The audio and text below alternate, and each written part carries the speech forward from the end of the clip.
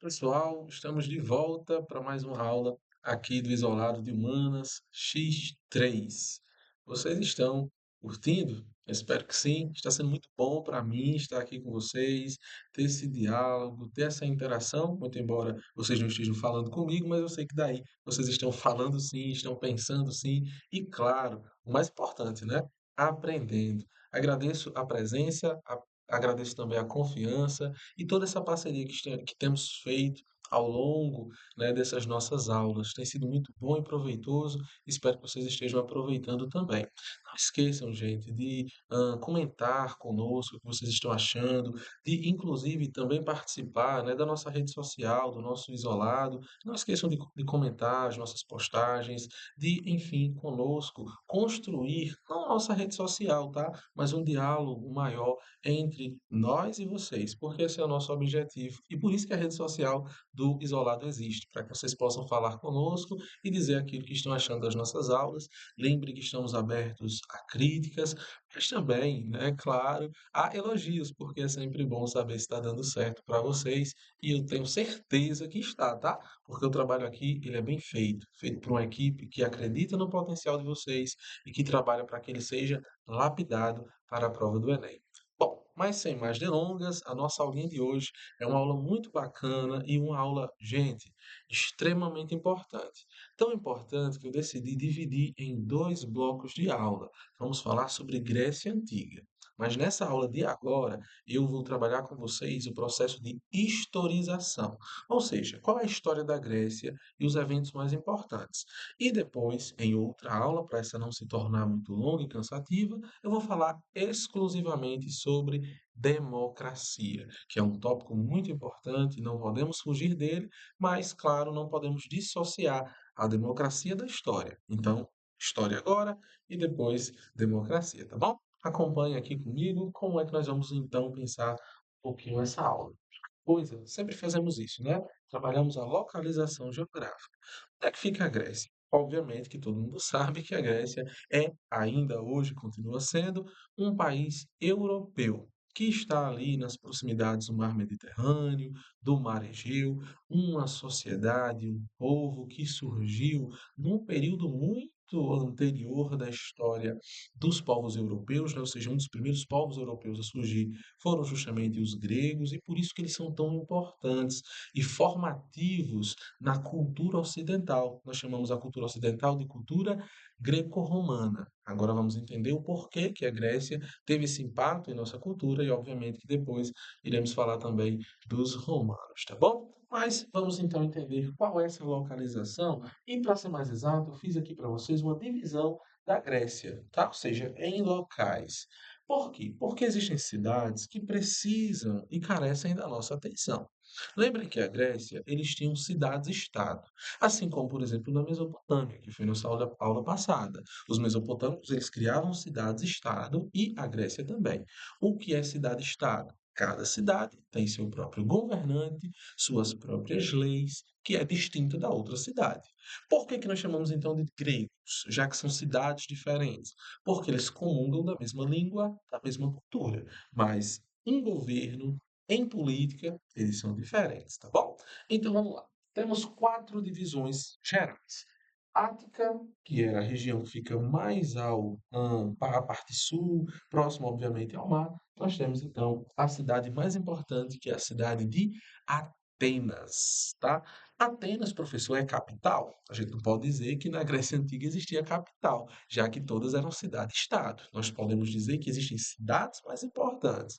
E no caso de Atenas, sim, era uma cidade extremamente importante, até porque lá vai ser o berço de muita coisa importante, como a própria democracia, como a própria filosofia, não é isso? Mas não é a única cidade de importância, tá bom? Então, Atenas ficava na região da Ática, lá na Grécia.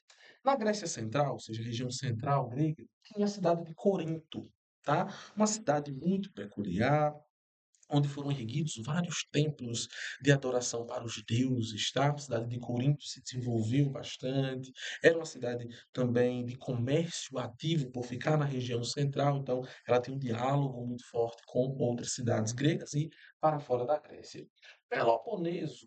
muito conhecido, a região montanhosa, de difícil acesso, e essa região ficava famigerada e famosa cidade de Esparta, tá? Esparta, gente, é uma cidade muito, muito, muito hiper mega importante. E por qual motivo Esparta era tão importante? Porque vem de Esparta os famosos guerreiros espartanos, veio de Esparta o famoso exército espartano, que era, na verdade, o exército mais forte, o exército mais, enfim, grandioso de toda a Grécia Antiga, correto? E, por último, nós temos a Tessália, que era a região superior, né? Ou seja, a região mais ao norte da Grécia, que tinha lá, então, a cidade de Éfeso, uma cidade também grandiosa, uma cidade de muita importância e que dialogava com partes superiores da Europa. Bom, então, nós temos essas quatro cidades que eu destaco entre as quatro, Atenas e Esparta sendo as duas mais importantes, inclusive as duas que rivalizavam, de certa forma, em questão cultural, em questão de desenvolvimento também, tá bom? Então, vamos lá pensar a divisão histórica, tá? Da Grécia Antiga. Nós temos o período pré-homérico, que é o período de formação, né? Vai datar ali do ano 1500 antes de 1800 a 1500, tá? Mais ou menos antes de Cristo. Deixa eu colocar aqui, né, para vocês. Muita gente gosta de data, já ajuda a situar, né? 1800 a 1500, mais ou menos. Tudo isso é antes de Cristo, tá bom? Temos o período homérico, né, que ele vai ser datado ali por volta do ano 1500 até por volta ali do ano 1000, por volta do ano 1000. Bom, temos o período arcaico, né, que é o período que vai datar ali do ano 1000 até mais ou menos o ano 800 antes de Cristo, tá bom? Então, aqui eu estou situando vocês, historicamente, em cada período. Deixa eu só falar rapidinho. Período pré-homérico, daqui a pouco eu vou dizer o que aconteceu em cada um, né? É um período muito peculiar de formação. Período homérico, as cidades já eram formadas, mas elas pertenciam ao mesmo reino, tá? Que era um reino, obviamente, com reis que comandavam as cidades gregas. O período arcaico é um período do desmembramento desse reino, ou seja, as cidades que antes estavam abaixo de um rei elas vão cada uma se tornar independente. E é aqui que nasce, no período arcaico, veremos isso aqui, é o período do nascimento da polis, é o período do nascimento do estado, da cidade-estado, tá bom? E temos o período clássico, né? Um período muito peculiar, ele é datado ali por volta do ano 800 até mais ou menos o ano 400, tá? Antes de Cristo, e por último o período helenístico, que é do ano 400 antes de Cristo e vai aí até o ano 200 antes de Cristo. Bom, que é quando os romanos começam a dominar essa região, aí é uma conversa que a gente vai ter daqui a pouco. O período clássico é o período, como o nome já diz, né, de alvorecer e crescimento grego. É um período muito importante da história grega, porque, claro, muitos eventos de excelência irão acontecer, que eu já comento com vocês. E o período helenístico é o último, que vai desde a dominação macedônica, com o famoso Alexandre o Grande, até a derrocada grega total e final, quando os romanos, né, dominam a região, tá bom? Então, para vocês terem aí uma ideia mais ou menos. Então, vamos agora para cada período e o que aconteceu em cada um deles, a importância de cada um deles, tá bom? Primeiro, o que aconteceu no período pré-homérico, tá? O período pré-homérico é um período de formação, né, das cidades da Grécia, perdão. E esse período é um período em que nós vamos ter vários povos chegando, né? Vão ser os jônios, responsáveis por criar Atenas, vão ser os dórios, responsáveis por criar a Esparta, tá? Vão ser os óleos, responsáveis por criar a Corinto, criar Éfeso, tá? E todos esses povos, eles são chamados de indo-europeus. Bom, por que indo-europeus? Porque vieram da região da Ásia habitar a Europa e começarem a formar a região da Grécia, tá bom? É um período em que nós vamos ter a organização social dado em famílias que vão ser chamadas de fátrias, daí vem o nome father em inglês, né, de pai, porque essas unidades familiares elas eram comandadas pelo chefe masculino e esse chefe era muito importante, por consequência, então gerava, né, essa sociedade baseada na figura masculina, que depois vai ser a figura guerreira e vai gerando, então, uma sociedade baseada no poder masculino. Por isso que a nossa cultura, né, que é uma cultura patriarcal, ela vem justamente daqui, tá? Esse momento aí em que a Grécia traz isso pra gente. Bom, temos o período homérico. Esse período, gente, é fantástico. Se eu tivesse tempo mesmo aqui com vocês, quem sabe em um outro momento, nós trabalharíamos a Guerra de Troia. Só ela, porque é uma guerra fantástica que aconteceu ali por volta do ano 1200 a.C. E é aquela famosa guerra que aconteceu por causa da traição da Helena de Esparta, né? Porque ela era casada com Menelau, rei espartano, e ela foi embora com o jovem Paris de Troia, né? Ou seja, ela traiu o rei Menelau de Esparta com o jovem Paris de Troia. E ela foge com o Paris, tá? Vai viver em Troia, não é? E o Menelau, que era irmão do Agamenon, rei das cidades gregas, decidiu ir buscar sua esposa. Mas a Guerra de Troia, embora tenha essa traição muito envolvente, muito bacana, obviamente, para ser comentada, não é por isso que a guerra em si acontece de forma geral. Agamenon, irmão do traído Menelau, ele tinha interesse de tomar Troia, porque Troia, embora fosse uma cidade de cultura grega, era uma cidade muito independente. E Troia era uma cidade que dava entrada ao Mar de Bósforo, que era um mar que ficava justamente na transição da Europa para o Oriente Médio. Então era uma cidade muito rica e de importância comercial. O Agamenon queria tomar essa cidade. Então a guerra de Troia, ela tem muito mais a ver com uma guerra territorial do que apenas por traição. E essa guerra é importante, geralmente nós colocamos aqui no período homérico, justamente para mostrar que é um contexto em que as cidades gregas eram comandadas por um rei e havia disputa territorial entre estas, certo? É muito bacana. Lembrem que o Homero é responsável por dois livros muito famosos, né? Por isso que chamamos período homérico, tá? Ele é responsável pela Odisseia, né? Onde vai contar a história do Odisseu, ou Ulisses, que foi o herói da Guerra de Troia, né, o comandante, e vai também ter, né, a Ilíada,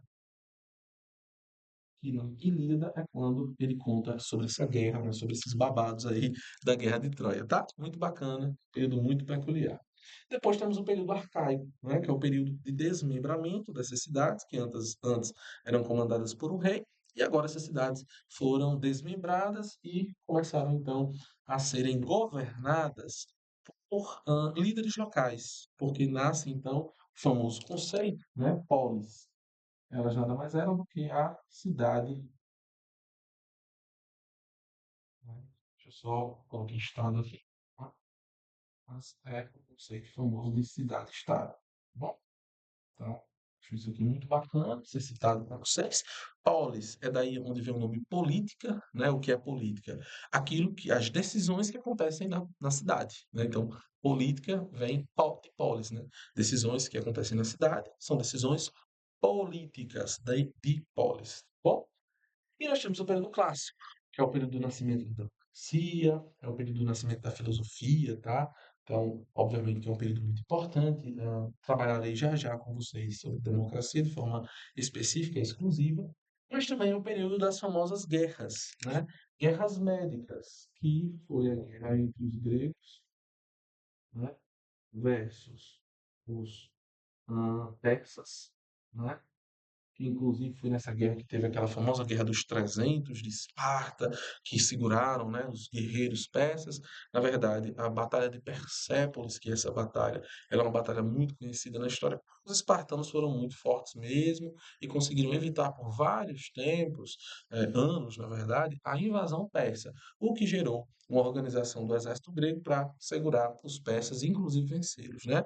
Mas durante esse período nós tivemos um episódio, né, que é chamado de Liga de Delos, que foi o quê? Atenas, que era a maior cidade, decidiu juntar impostos para melhorar os exércitos, ou seja, comprar embarcação, comprar arma, melhorar isso e aquilo. E aí começou a cobrar impostos, tá? Das cidades gregas. Esparta pagava junto às outras cidades. Só que quando terminou a guerra, o que é que os espartanos principalmente perceberam? Que os atenienses, em vez de melhorar o exército, sabe o que é que eles estavam fazendo? Melhorando a cidade. Foi aí que nasceu, por exemplo, o Paternon, né, que é aquela construção grandiosa que fica no alto, né, na região da Acrópolis, e aí é tanto que os espartanos decidiram fazer uma guerra contra os atenienses. E aí essa guerra vai ser chamada de Guerra do Peloponeso, que é de Atenas versus Esparta, tá, gente? E essa guerra é muito bacana, porque é quando Atenas cai, né? E Esparta vence. Só que depois que Esparta vence Atenas, Corinto vai lá e guerreia contra Esparta. Esparta já estava muito fraco, né? Por causa das duas guerras. Guerra contra os persas, médicas, depois guerra do Peloponeso contra Atenas. Esparta fraco, Corinto vai, vence Esparta. Mas Corinto ficou fraco, porque foi uma batalha. E aí foi o período em que nós tivemos a invasão dos macedônicos. Aproveitaram as fraquezas dos exércitos gregos e tomaram o território. Sobretudo uma figura de muita importância, que vai ser o Alexandre o Grande, né? Que tinha sido discípulo do Aristóteles, amava a cultura grega e decidiu, por isso, expandir essa cultura por todo o seu império e domínio macedônico. Por isso que a cultura grega ela foi tão difundida, tanto no Oriente quanto no Ocidente. Por quê? Porque o Alexandre expandiu essa cultura quando dominou, lá nesse período chamado de helenístico. Helenos são os povos gregos, helenístico vem de expansão da cultura helênica, da cultura grega, que foi feita pelo Alexandre o Grande, principalmente, claro, essa expansão chegou até nós. Pegou essa nossa aulinha? Ela foi sobre a historização, tá certo? Da Grécia. E aí convido vocês a não perderem o foco, porque nós vamos falar agora, já já, de democracia na próxima aula, tá? Espero vocês e até daqui a pouquinho.